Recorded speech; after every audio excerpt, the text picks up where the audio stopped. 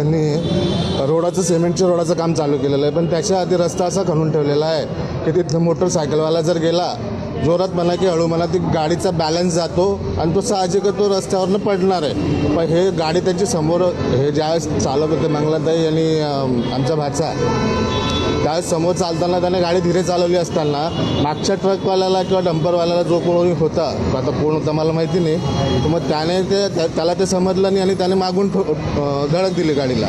तर धडक दिल्यामुळे ही उजव्या बाजूला पडली, तो डाव्या बाजूला पडला आणि याच्या अंगावरनं तर गाडीचं चाक गेलेलं आहे. जर का रस्ता चांगला प्रतीचा असता किंवा ज्यावेळेस तुम्हाला काम आहे त्यावेळेस तुम्ही खणा किंवा बॅरिकेड्स बंद लावा तिथे किंवा रस्ता बंद करा, तेवढा तात्पुरता जर गेला असता तर हा अपघात घडला नसता.